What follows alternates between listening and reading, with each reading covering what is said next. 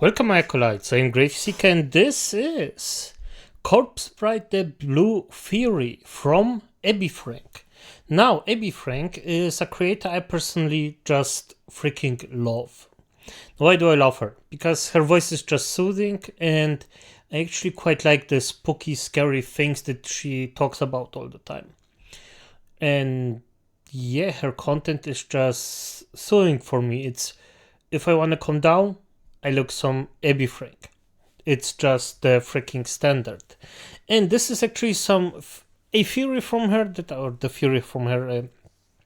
a fury that actually comes to Corpse Bride, and I quite like this. I already seen it, but I still gonna say my actual what I was thinking while hearing her. And yeah, let's just start and have fun with this. Grave. So, of course, Corpse Bride, most secrets are taken to the grave. Oh, I love this start. This is, already like most secrets are taken. I love this. This is just beautiful. Most secrets are taken to the grave. Course, Corpse Bride is filled to the coffin lid with them. I want to dig into... And by the way, I wish I had like this talent to actually draw this and just do it the same way she does, like. Freaking not the same way. I wish I could like draw my avatar myself and just do it, but it is what it is. Something that has its claws in nearly every scene of the movie, and how it even ties into the seemingly innocent blue butterfly and death. Oh, and by the way, the shot of it is that blue basically represents death in this. Of course. So join me as I dig into folklore, symbolism, and some subtle and not so subtle clues in Corpse Bride. This is the butterfly in blue, or why blue dominates Corpse Bride. Corpse Bride starts with a blank white page welcoming us into its gray and dreary world. The very next thing we see is a black and white picture of one of our protagonists, Victor, and his red-collared pup. This is the only color we'll see for a bit as we watch the current age Victor drawing in his monochromatic quarters. Yeah, and by the way, just so I don't think she says it, but like with most things, the coloring has a meaning everywhere. And yeah, just if you can hear me out, and just look at everything you see. Maybe you can point something out. The world in which he lives is gray and pale. Heck, even the ink he's using, so expertly I must say, is black on white paper, which is such a stark contrast to the creature he's capturing on the page. A lovely, spotted, brilliantly blue butterfly trapped in glass before him. The shot widens to reveal other separate drawings of the bug's head and legs in greater detail. Maybe Victor's a fledgling entomologist. He's certainly obsessive. But more importantly, maybe our artist here isn't the only one doing the watching either. Those spots on the butterfly's wings look awfully reminiscent of a certain pair of second eyes after all. Anyway, Victor, drawings done, wastes no time and does not even hesitate in setting his momentary prisoner free. The title... Yeah, and by the way, I really love the she actually seen that the butterfly points like that. This looks like eyes, because the first time I seen the Corpse Bride is just, well, those are things that just fall in my eye because I'm actually interested in the culture of death, not death itself. I'm not a necrophilic or something like that, but I mean like specifically the things that have to do with death, like the Mexican, how they do it, like how we do it in Germany, how people in America do it. In Poland it's a bit different, so and that's like one of the things that I actually quite love. Corpse Bride appears right as the butterfly is relishing its new freedom. Now, this opening scene is super important to the rest of the movie as a whole, as it not only sets up the film's theme, but also leads us to the story's villain. The real star in these few moments? The butterfly, and for so many reasons. In a world as dreary and desaturated as this, anything with even a speck of color to it sticks out. This, I believe, is on purpose, and I'll zero, not that zero, in on that point as we go. But the first order of business is our blue-spotted friend. This little bugger even makes a point to break the fourth wall when it rests on an opening credit text. This tells us watching that it is important. We're not just watching it, it's conversing with us, And by the way, as she says, it's conversing with us, And it is like this small detail is just because it is physical in this world. So this butterfly is a fucking god. Leading us into the world directly now. It knows we're watching, paying attention, even if most of the people in the gray world are not. Heck, even the cat's more focused on food than the fluttering bug. Those who do pay attention to it, of course, Victor, who is doomed to marry death, Barkus, who causes and becomes so much death, and us. Oh no. Hopefully us seeing the butterfly doesn't mean we're doomed too. But I'm getting ahead. Back to business. This story is positively drenched in both symbolism and beliefs from folklore, and all of it rests on the very fine wings of this fluttering little bug. They must be made of sturdier stuff than most. Anyway, historically, many different cultures from around the world associated butterflies with not only death, but also the soul and rebirth. For instance, in Ireland, it was once believed that butterflies were the spirits of children, or souls in search of a mother if we reference the Celts directly. In fact, it was actually illegal to kill white butterflies in Ireland during the 1600s for this very reason. Oh, I forgot about that one. But that's actually something very nice and really nicely to just know. These butterflies, spirits of the departed, would return to their favorite place from when they were alive in order to reassure their loved ones they were okay. Oh. Monarch butterflies became a symbol of departed loved ones in Mexico as their migration pattern. So basically every gamer that dies never gets to the point where they actually were the most. Regularly had them arrive in the area on or around Dia de los Muertos, the Day of the Dead. Dia de los Muertos, of course, is a very culturally significant holiday, not unlike Halloween or... And, by the way, favorite death day. Like, this is a day of the dead that I actually wanna have. This is something where you just honor the dead and still, but at the same time honor love. All Souls Day, life. Which was adopted from pagan ritual. The tradition states that at midnight on October 31st, the gates of heaven open, allowing the spirits of children who have passed to spend a day with loved ones. This same offering is made to the spirits of adults on the day of November 2nd. Others believe that the veil between the mortal world and the beyond worlds is thinnest at this same time of year, allowing crossovers both wanted and unexpected. Now, being associated with death and rebirth is a little on the nose here with the subject matter of the story, but that's just the surface. The transformative nature of this insect, as well as the character interactions with it, are what really inform the events of this narrative. Take a moment and think about the opening scene of the film again. Let's consider both Victor's actions and how Emily... Sorry about that. I just get so calmed down when I hear this voice. Relates to the butterfly. Throughout the course of the movie, Emily is going through her own metamorphosis. Before Victor accidentally proposes to her in the forest, she's in a state of waiting. In an undead cocoon, in a way. She can't move on until someone agrees to marry her. Her terms as impossible as they seem. Then, against all odds, Victor does. And initially, she's so overcome with joy that she doesn't quite realize that she's holding Victor against his will. Yeah, that's true. But at the end of the day, like, just thinking about it, that how many actually random events had to happen just for this moment. Like, this is absurdly unrealistic, but nice. She's wished for this for so long, after all. It's what's keeping her here in her metaphorical cocoon.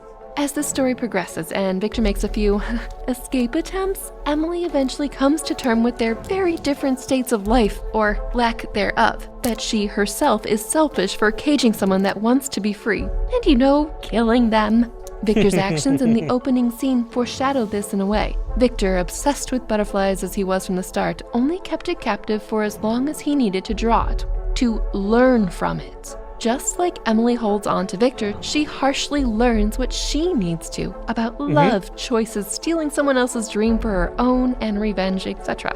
Once she finally learns, she stops holding Victor captive to his erroneous engagement. Just as he did with the butterfly, Emily sets Victor free, and in doing so, actually frees herself.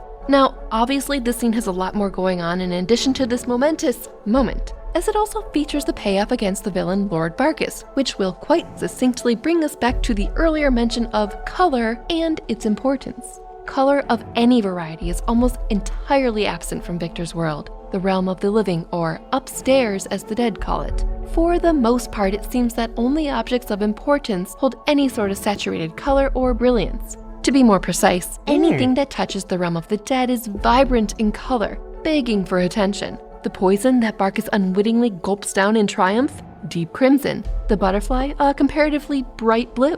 The wedding band that links the living and the dead also retains its saturated golden sheen throughout the movie. We see the bright red collar of Victor's dog, both in his otherwise black and white picture and in his reappearance as a very disconcerting yet loving gift from Emily. How did she know? Oh yeah. Disconcerting. Yes, that is the perfect word for that. Oh, fuck my life. Oh. The blue butterfly had eyes, but I digress. Color in the living world is dull and carries a weight of sadness with it that's almost palpable, which... Yeah, and by the way, I would even say the living world looks dead. Just simply freaking dead. Like, I'm gonna be honest, if I lived in a world like that, like, I wouldn't want to live there. This is just depressing. Like, oof, may as well just die. She is understandable, considering the families that two of our protagonists have to deal with, along with their agenda for wealth at their children's potential expense. However, this muted surface world is contrasted by the world of the dead beneath the surface. Down there, the environment is a positive riot of color. The lights, the clothes, the food and beverage creatures, etc. are all cheery and alive, and the characters. full of lively color. Yeah, and by the way, the personality of each and every character, also nicely. Really, it's all a bit ironic. The living people are far more dead than the corpses dwelling beneath them. Yeah, color itself can carry meaning as well. As we touched on earlier, the butterfly is blue in color, but so are the newly dead or new arrivals in the underground. Physically, this could be because after death, blood becomes deoxygenated, turning the skin blue, which honestly makes Victoria's escape from Barkus even more chilling. We know now that he's a terrible guy by this point, that he kills his brides for their dowry and then books it. But Victoria is only just finding out. She is in a lot of danger.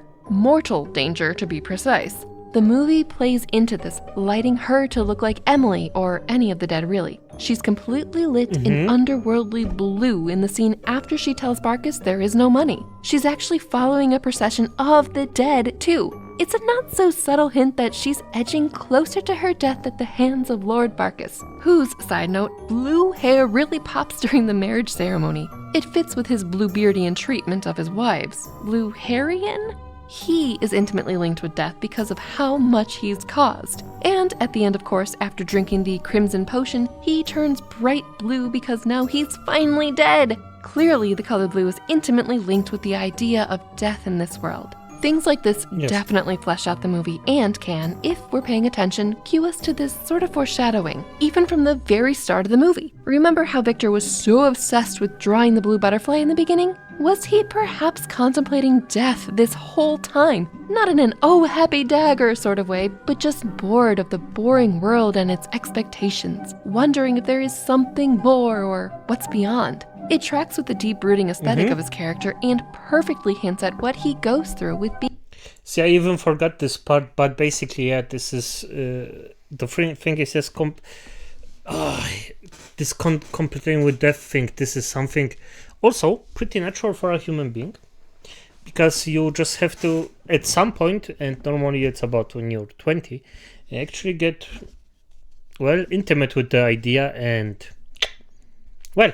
Some won't make it, and a lot of people do. Being actively married to death and nearly ending his mortal existence to truly commit to it. The butterfly's eye-like spots also remind us that death is always watching, waiting. Emily herself is, of course, a similar shade of blue as the butterfly, further linking the two. Now, in some cultures, it was believed that blue butterflies, in addition to the aforementioned connections with death and the soul, could also represent truth and faith. Emily has finally seen the truth of what she was doing to keep Victor and Victoria apart. She herself would be a murderer. All of these things culminate in the beautiful scene at the end of the movie where Emily, after letting Victor go and confronting her killer, Barkus, transforms into a kaleidoscope of pale butterflies and appears to move on to the true afterlife now that she's found peace. And yes, a group of butterflies is called a kaleidoscope. Isn't that beautiful? This transformation shot is almost like a small celebration of the Day of the Dead in itself, and it's breathtaking. Another interesting thing to note, the butterflies transform out of Emily's clothing and veil. Just like the veil between the below and the above is thinning, nay, disintegrating to allow her to pass through. As mentioned before, in many cultures, it's believed that there is a veil between the mortal and the beyond worlds. This only further plays into that. It's a subtle thing, but a cool thing. However, with Emily apparently ascending beyond the immortal plane begs the question. And by the way, Was the underground some sort of purgatory? I wonder if the other inhabitants also have some sort of unfinished business that's preventing them from moving on as well. The more blue, the more likely? Another... Yeah, and by the way, this integrating of her, the freaking thing is beautifully, masterfully done. And even, yeah, if you watch it yourself, just look at the freaking details where everything is like how the things are done. It's way, if you like this sort of stuff, you actually will love this freaking film. The time perhaps. Corpse Bride is packed full of deeper meaning everywhere you look. From the cautious hopefulness of the butterfly to the probably dark insinuation arising from this poor old dearie catching the bouquet that Emily tossed behind her in the final scene, it probably doesn't help that Maggot gives her a somewhat flirtatious and telling look when she catches it. Like he'll be seeing her underground very soon, wink wink. She certainly wasn't too keen on holding on to the flowers in any case.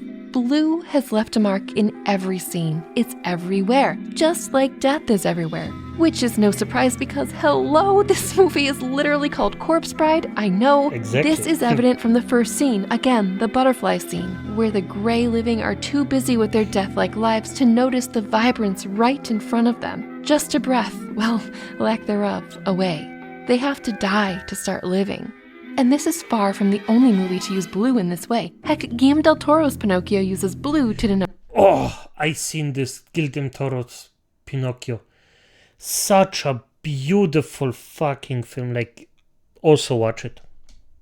Death. And the keeper of the world of the dead is blue. In the original Pinocchio story, Pinocchio meets the blue child fairy before he dies too. But whether it's subtle or flying in your face, it's there for us to see. Corpse Bride takes the wedding saying, something borrowed, something blue, to the extreme. From the outset, the blue butterfly asks us to consider if we are living drearily like the townsfolk that don't see it, who are living death in a way. Or are we embracing the life we have before it's too late? And speaking of too late, I have a second channel, A Bit Late, where No, I won't skip it. Hear it out. I've read nearly 200 ghost stories and fairy tales. It's soothing and spooky. However, YouTube has changed how it's doing ads, which means after a soft-spoken story, you could be spooked out of sleep by a loud ad, which is exactly the opposite vibe we want. But there is a place where you can listen to all of these without interruption. And Where that is it? place is Nebula. I've of uploaded course. every story there, including else? unreleased as yet and remastered ones. These Nice. stories work really well with Nebula's app that acts like a podcast, so you can take them on the go Damn. or into dreamland. Videos Yes. from this main abitfrank channel are also Yes. on Nebula first, before they live on YouTube. So by Yes. joining Nebula, you can get ahead on the Freaking theories and yes. stories. But why Nebula? Beautiful. Not only are there no ads to haunt you, but because Nebula is creator-owned and operated, it more directly supports this channel to watch over there. Just let us know how you got there by using my links for a generously discounted rate on memberships. And by the way, Nebula, fine thing. Thanks, Nebula, for supporting me and this channel, and I hope to see you over there very soon. I love how this film uses color to help tell the story. But what are your thoughts? What color and hidden meaning stood out to you the most? Let me know in the comments below. Thank you, friends and fiends, for digging into this creepy, colorful, overthought Corpse Bride video. There is some much darker lore surrounding this particular story, so let me know if you would like to venture with me down that path in the forest. Do subscribe so you won't miss the next treat coming out of the cauldron quite soon. Goodbye. Oh, yes, abitfrank. Oh, I love this. I love this content creator. This is awesome. But I'm also gonna say, Acolytes, is it this? Just show her a lot of love. Do what you have to. Look at her stuff. Look at my reaction. Subscribe. And do everything you have to. So, as it is, good night.